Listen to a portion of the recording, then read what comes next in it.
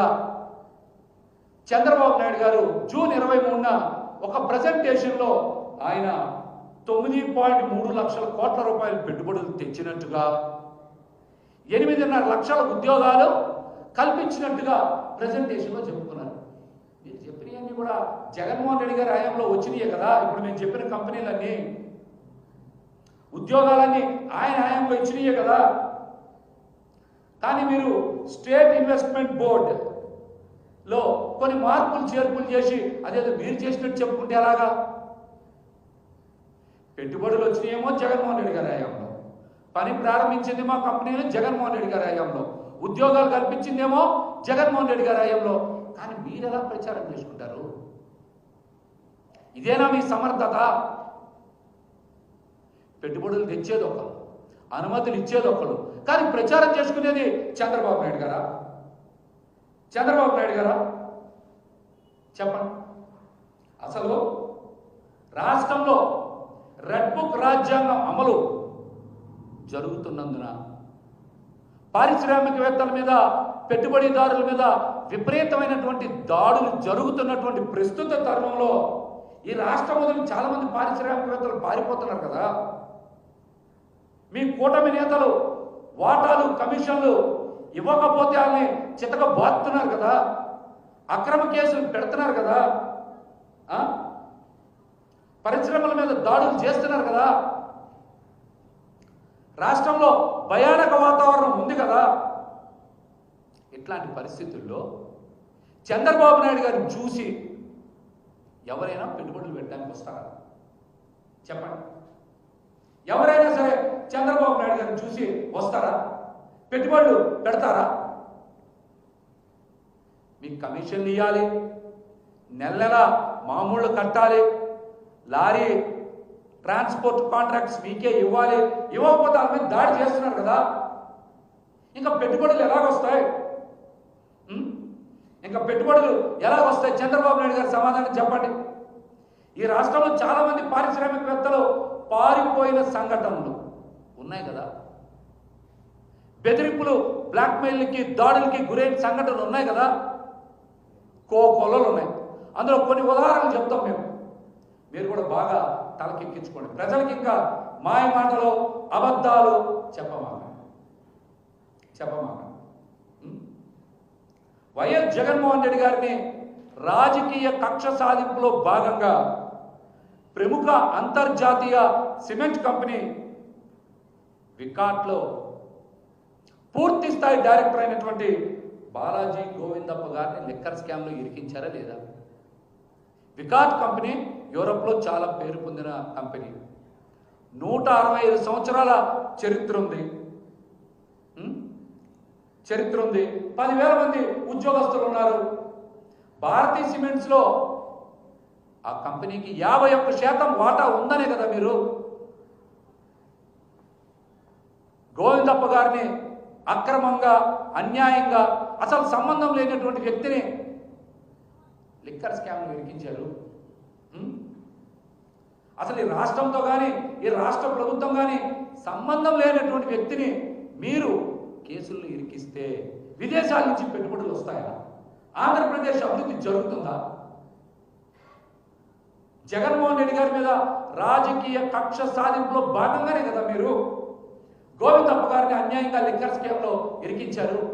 ఇంకా యూరోప్ లాంటి దేశాల నుంచి పెట్టుబడులు ఎలా వస్తాయి? సజ్జన్ జిందాల్ గారిని, ఒక సినిమా హీరోయిన్ని అక్రమ కేసు పెట్టించి ఆయన వేధింపులకి గురి చేయడం మూలంగానే కదా కడపలో స్టీల్ ఫ్యాక్టరీని విరమించుకొని ఆయన మహారాష్ట్రలో 3 లక్షల కోట్ల రూపాయల పెట్టుబడులు పెట్టారు.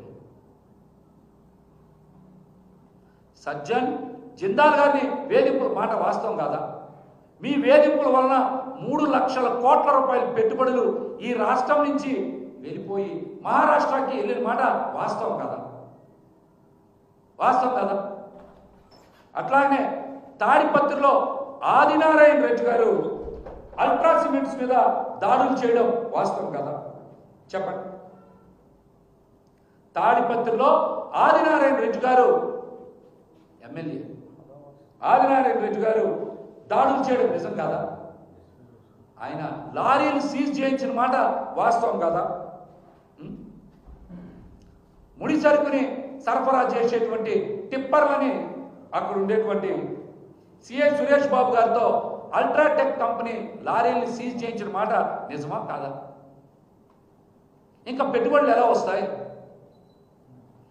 గండికోట రిజర్వాయర్ ఆధారంగా చేపట్టినటువంటి అదాని హైడ్రో పవర్ ప్రాజెక్ట్ ఈ అంశంలో కూడా ఎమ్మెల్యే ఆదినారాయణ రెడ్డి సోదరులు మంది మార్బలంతో విధ్వంసం చేస్తే ఇంకా పెట్టుబడులు ఎలా వస్తాయి? పల్నాడు జిల్లాలో పిడుగురాళ్ల ఎమ్మెల్యే ఎరపతినేని శ్రీనివాసరావు గారు దందాలు సాగిస్తున్న మాట వాస్తవం కదా? అంజనీ సిమెంట్స్, భవ్య సిమెంట్స్ మీద ఆయన ఇష్టానుసారం దాడులు చేస్తున్న మాట నిజం కాదా?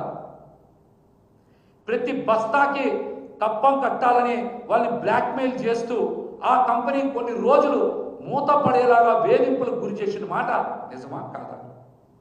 చెప్పండి, నిజమా కాదా?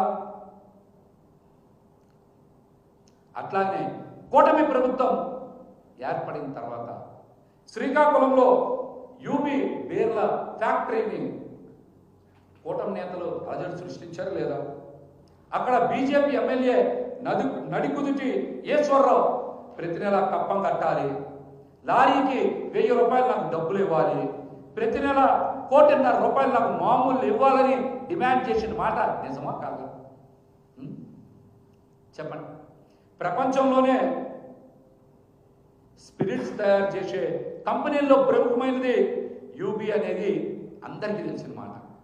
మరి ఆ కంపెనీ రెవెన్యూనే 10,000 కోట్ల ఉంటుంది, 50,000 మంది ఉద్యోగులు పనిచేస్తూ ఉన్నారు. అట్లాంటి కంపెనీని కమిషన్లు ఇవ్వాలి, ప్రతి నెల కప్పం కట్టాలి అని వేధింపులు గురి చేస్తే చంద్రబాబు నాయుడు గారు మీ హయాంలో పెట్టుబడులు వస్తాయి.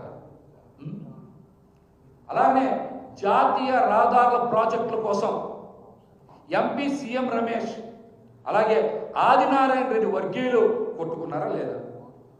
కర్రలతో రాళ్ళతో దాడులు చేసుకున్నారా లేదా?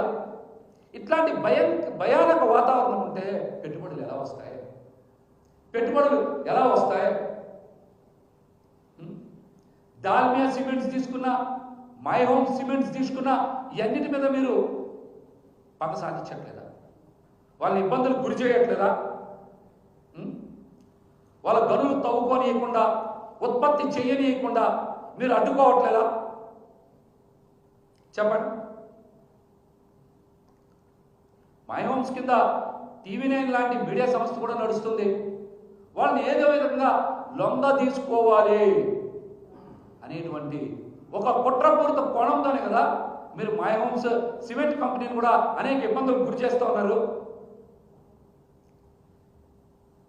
అట్లాగనే తాడిపత్రిలో ఎల్ఎన్టీ సిమెంట్ కంపెనీకి ఫ్లై యాష్ సరఫరా చేయడానికి జేసీ ప్రభాకర్ రెడ్డి గారు అట్లాగనే ఆదినారాయణ రెడ్డి గారు పట్టుబట్టి పెద్ద ఎత్తున గొడవ చేస్తే ఆ పంచాయతీ చంద్రబాబు నాయుడు గారు మీ దగ్గరికే కదా వచ్చింది.